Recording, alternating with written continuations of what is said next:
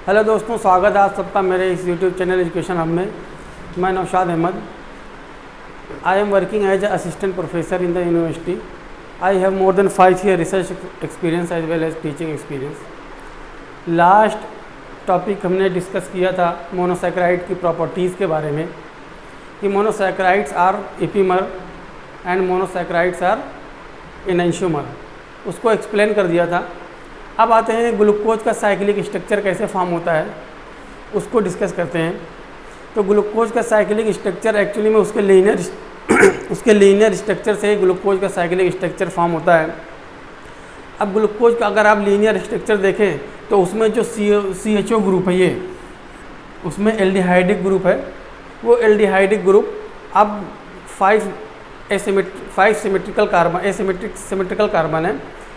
तो 5वां नंबर का जो कार्बन है ग्लूकोज में, उस पर जो OH प्रेजेंट है, वो OH और एल्डिहाइडिक ग्रुप के बीच में रिएक्शन होती है तो ग्लूकोज का साइक्लिक स्ट्रक्चर फॉर्म होता है। ग्लूकोज की बहुत सी प्रॉपर्टीज़ आप जो है लीनियर फॉर्म में नहीं उसको बता सकते हैं। तो उसका साइक्लिक स्ट्रक्चर, उसकी प्रॉपर्टी बताने के लिए आपको उसका साइक्लिक स्ट्रक्चर फॉर्म करना पड़ेगा। तो मैंने बताया कि एल्डिहाइडिक ग्रुप और कार्बन नंबर 4 पे जो OH है उसके बीच में रिएक्शन होती है तो ग्लूकोज का साइक्लिक स्ट्रक्चर फॉर्म होता है, जिसको कहते हैं हेमीएसिटल फॉर्म।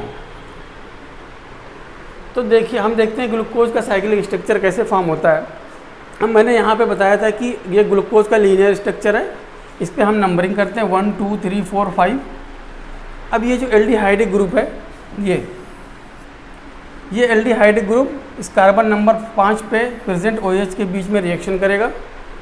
तो देखिए, चूंकि हमने डी ग्लूकोज लिया है, डी ग्लूकोज और एल ग्लूकोज को हमने लास्ट वीडियो में डिस्कस कर लिया था। तो डी ग्लूकोज से हम ग्लूकोज का रिंग स्ट्रक्चर बनाएंगे। तो पहले नंबर कार्बन पे जो ये एल्डिहाइडिक ग्रुप है और 5वें नंबर पे OH है, इनके बीच में रिएक्शन होगी तो इस तरह का कुछ स्ट्रक्चर आपको दिखाई पड़ेगा। तो बिहेवियर जो ग्लूकोज का है, open chain structure for glucose, it is propose that one of the OH group में add to the CHO group. ये देखिए क्या लिखा है, it was propose that one of the OH group में add to the CHO group and form a cyclic hemiacetal structure. तो glucose का जब रिंग स्ट्रक्चर फॉर्म हो जाएगा, हेमीएसिटल फॉर्म हो जाएगा, तो वो 5, देखिए उसमें रिंग में कितने कार्बन है, 1 2 3 4 5, ठीक है, और एक ऑक्सीजन। तो 6 मेंबर रिंग का फॉर्मेशन होता है। तो ग्लूकोज के लीनियर स्ट्रक्चर से, ओपन चेन स्ट्रक्चर से रिंग स्ट्रक्चर फॉर्म होने में उसमें रिंग में 6 मेंबर होते हैं, 5 कार्बन और 1 ऑक्सीजन। देखिए यहाँ का OH इस एल्डिहाइडिक ग्रुप के साथ रिएक्शन किया है तो कुछ इस तरीके का स्ट्रक्चर दिखाई पड़ रहा है। अभी एक दिमाग में क्वेश्चन आता है कि ये जो एल्डिहाइडिक ग्रुप है, ये यहाँ से भी रिएक्शन कर सकता है, यहाँ के OH से भी रिएक्शन कर सकता है, लेकिन हमने 5वें नंबर कार्बन के OH को ही क्यों लिया है? उसका रीज़न ये है कि अगर हम यहाँ का OH ले लें, फॉर एग्जांपल मान लीजिए यहाँ का OH ले लें, चौथे नंबर कार्बन का OH ले लें, तो अब देखिए 1 2 3 4 और एक ऑक्सीजन आ जाएगा तो 5। तो 5 मेंबर रिंग ज़्यादा स्टेबल है या 6 मेंबर रिंग ज़्यादा स्टेबल है? तो क्वेश्चन यही है कि 6 मेंबर रिंग ज़्यादा स्टेबल होती है। 4 कार्बन और 1 ऑक्सीजन की रिंग, और यहाँ पे 5 कार्बन और 1 ऑक्सीजन की रिंग, ये ज़्यादा स्टेबल है, और 4 कार्बन और 1 ऑक्सीजन की रिंग कम स्टेबल है। इसीलिए स्टेबिलिटी को गेन करने के लिए यहाँ की OH से रिएक्शन होती है, ठीक है। तो इस तरीके से डी ग्लूकोज से ये रिंग स्ट्रक्चर फॉर्म होता है। अब बीटा और अल्फ़ा क्यों लगाते हैं? बीटा अल्फ़ा इसलिए लगाते हैं। अच्छा, दूसरी बात, ये जो CHO ग्रुप है, जिससे ये 5वें नंबर कार्बन जो CHO ग्रुप है, ये 5वें नंबर कार्बन के OH के ग्रुप के बीच में जो रिएक्शन हुई है, क्योंकि ये CHO एल्डिहाइडिक ग्रुप और इस OH के बीच में रिएक्शन हुई, इसीलिए इस कार्बन को एनोमेरिक कार्बन भी कहा जाता है। तो अब इससे बनने वाला जो स्ट्रक्चर होगा वो कुछ इस तरीके से उसको अरेंज कर देंगे हम। तो उस केस में क्या होगा कि वही रिंग स्ट्रक्चर है, इसको अरेंज किया गया है। तो अगर OH बिलो द प्लेन है, ये प्लेन है, अगर OH बिलो द प्लेन है तो फिर हम बोलते हैं अल्फ़ा, अगर OH अबव द प्लेन है तो हम लगाते हैं बीटा, क्योंकि ये डी ग्लूकोज से फॉर्म हुआ है, इसीलिए ये क्या है अल्फ़ा डी ग्लूकोज और ये है बीटा डी ग्लूकोज। क्योंकि इस रिंग में कितने मेंबर हैं, 1 2 3 4 5 और प्लस 1 ऑक्सीजन, तो ये 6 मेंबर रिंग है। और 6 मेंबर रिंग को क्या बोला जाता है, पायरेनोज रिंग। ये देखिए 6 मेंबर की रिंग को पायरेनोज रिंग बोला जाता है। इसमें भी 6 मेंबर रिंग है, सेम वही स्ट्रक्चर है, बस सिर्फ OH यहाँ बिलो द प्लेन है, यहाँ अबव द प्लेन है। तो 6 मेंबर रिंग को क्या बोला जाता है, पायरेनोज, इसलिए इसका नाम हो जाता है अल्फ़ा डी ग्लूको पायरेनोज। इसका नाम हो जाएगा बीटा डी ग्लूको पायरेनोज, क्योंकि OH बिलो द प्लेन है इसलिए अल्फ़ा लगा हुआ है, OH इस एनोमेरिक कार्बन के ऊपर है यानी अबव द प्लेन है, इसीलिए यहाँ पे लगा हुआ है बीटा। तो अल्फ़ा और बीटा, अब देखिए अल्फ़ा और beta anomer, alpha D glucose,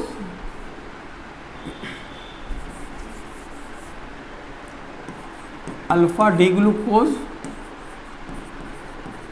अभी जो अल्फ़ा ग्लूकोपायरेनोज है इसको हम लिखेंगे alpha D glucose, alpha D glucose and beta D glucose, ये दोनों एक्चुअल में क्या हैं, आर एनोमर, ये दोनों एनोमर हैं। ठीक है, एपीमर में क्या था, देखिए एक ही जगह डिफरेंस है, लेकिन रिंग में अब इसको हमने क्या बोल दिया, एनोमर। लेकिन ओपन चेन में हमने जब डिस्कस किया था एपीमर के बारे में, तो एपीमर क्या थे कि sugar that differ their stereochemistry at single carbon other than anomeric carbon. तो अब जो है ये एनोमेरिक कार्बन इसलिए बोल रहे हैं क्योंकि एल्डिहाइडिक ग्रुप जहाँ पे प्रेजेंट है वो फर्स्ट नंबर का कार्बन है और वो 5वें नंबर OH के बीच रिएक्शन करता है, इसलिए फर्स्ट नंबर कार्बन को एनोमेरिक कार्बन कहते हैं, उससे फॉर्म होने वाली रिंग को एनोमर बोलेंगे। अब नीचे ये below the plane above the plane, ये दोनों क्या हो गए, एक दूसरे के एनोमर हो गए। ठीक है, alpha D glucose and beta D glucose are anomer. अब फ्रक्टोज का स्ट्रक्चर देखिए, मैंने बताया था कि फ्रक्टोज और ग्लूकोज के स्ट्रक्चर में थोड़ा सा डिफरेंस है। ग्लूकोज का अगर ओपन चेन स्ट्रक्चर देखेंगे तो उसको बोलते हैं एल्डोहेक्सोज, और फ्रक्टोज का ओपन चेन स्ट्रक्चर देखेंगे तो उसको बोलते हैं कीटोहेक्सोज। एल्डोहेक्सोज ग्लूकोज के लिए और कीटोहेक्सोज फ्रक्टोज के लिए। ठीक है, तो फ्रक्टोज कीटोहेक्सोज है, ये देखिए यहाँ लिखा हुआ है, it is obtain bye along with the glucose by the hydrolysis of disaccharide.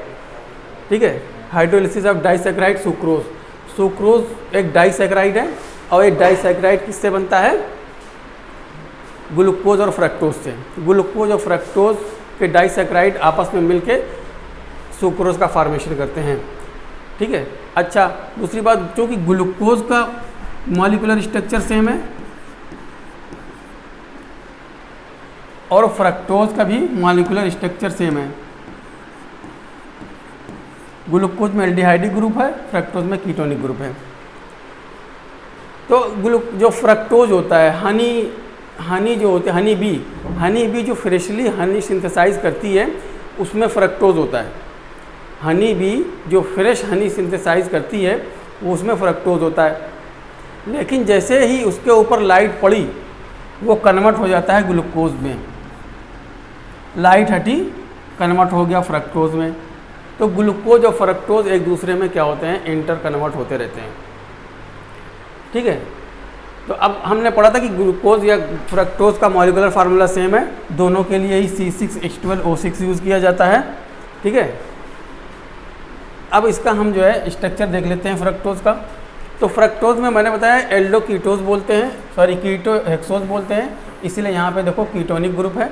इसमें नंबरिंग कर दीजिए 1 2 3 4 5 6। तो फ्रक्टोज कहता है, फ्रक्टोज क्या है, कीटोहेक्सोज का एग्जाम्पल है। नेक्स्ट, अब देखिए ये फ्रक्टोज है कि चूँकि ग्लूकोज में 6 मेंबर रिंग थी तो इसीलिए उसको पायरेनोज रिंग बोलते थे, और फ्रक्टोज 5 मेंबर रिंग होती है इसीलिए उसको बोलते हैं फ्यूरेनोज। ठीक है, अब आप देखिए ग्लूकोज का फ्रक्टोज का साइक्लिक स्ट्रक्चर 1 2 3 4 5। इसमें कितने कार्बन हैं, कितने कार्बन की रिंग है, 1 2 3 4 5 कार्बन, 4 कार्बन और प्लस 1 ऑक्सीजन। तो ये 5 मेंबर रिंग है, तो 5 मेंबर रिंग को क्या बोलते हैं, फ्यूरेनोज। ठीक है, तो इस तरीके से इसका साइक्लिक स्ट्रक्चर फॉर्म होता है, ठीक है, साइक्लिक स्ट्रक्चर फॉर्म होता है। और फिर अल्फ़ा और बीटा हम उसी हिसाब से देख सकते हैं कि अगर ये जो OH है बिलो द प्लेन है तो अल्फ़ा, और ये OH अगर अबव द प्लेन है तो बीटा।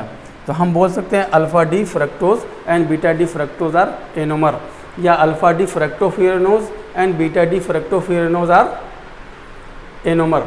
तो एनोमेरिक स्ट्रक्चर ऐसे ही फॉर्म होता है। रिंग में देखते हैं एनोमेरिक स्ट्रक्चर, ओपन चेन में देखते हैं एपीमेरिक स्ट्रक्चर। एपीमेरिक स्ट्रक्चर देखते हैं।